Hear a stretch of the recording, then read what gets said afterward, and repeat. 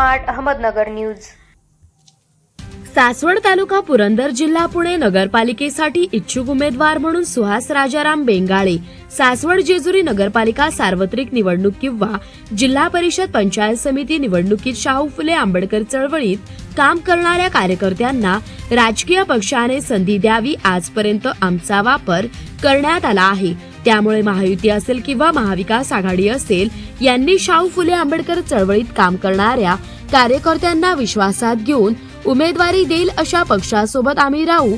सासवड जेजुरी नगरपालिका सार्वत्रिक निवडणुकीत व नीरा पंचायत समिती गणात एसी अनुसूचित जातीसाठी गण व प्रभाग रिझर्व्ह झाले आहेत, या ठिकाणी आम्हाला संधी द्यावी, अन्यथा आम्ही सर्वजण एकत्रित बसून वेगळा विचार करू शकतो, असेही सुहास बेंगाळे म्हणाले। प्रतिनिधी अशोक कुंभार।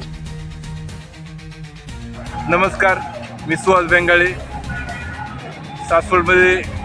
सासवड येथे रहिवासी असून पुरंदर तालुक्यामध्ये गेले अनेक वर्ष सामाजिक राजकीय काम करत आहे। हे काम करत असताना मी साधारणपणे 1998 पासून या पुरंदर तालुक्यामध्ये काम करत आहे। तर हे काम करत असताना शाहू फुले आंबेडकरांची विचारधारा घेऊन या पुरंदर तालुक्याला एक वेगळी अशी पार्श्वभूमी आहे। या तालुक्यामध्ये अनेक महापुरुषांशी संलग्न अशा संस्था आहेत, त्याच्यावर अनेक लोक सामाजिक कार्यकर्ते काम करत आहेत। परंतु काही अपवाद वगळता या चळवळीमध्ये काम करणाऱ्या कार्यकर्त्यांना संधी राजकीय दृष्ट्या मिळालेली नाही।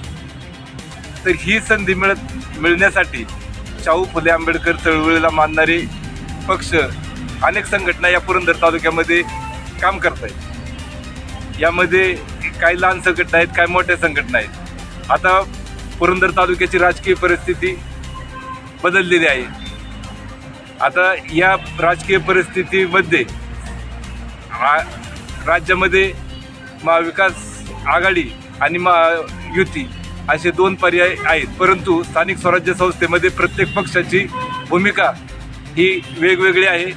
यामध्ये जो स्थानिक कार्यकर्ते असतील, पदाधिकारी असतील यांच्याशी विचारविनिमय करून शाहू फुले आंबेडकर सारख्या चळवळीमध्ये काम करणारे अनेक कार्यकर्ते आहेत, यांच्याशी विचारविनिमय करून जो स्थानिक पक्ष आहे की जो काही कार्यकर्त्यांना संधी देईल त्या संधीसाठी त्या लोकांना आपण विचारविनिमय करून योग्य तो पाठिंबा देऊ आणि आगामी काळात स्थानिक स्वराज्य संस्थेच्या निवडणुकीमध्ये सासवड नगरपालिकेमध्ये प्रवर्ग 2 राखीव आहेत, जेजुरीमध्ये अनुसूचित जातीसाठी प्रवर्ग 3 राखीव आहेत, तसेच पंचायत समितीसाठी नीरा गण हा अनुसूचित जातीच्या महिलेसाठी राखीव आहे।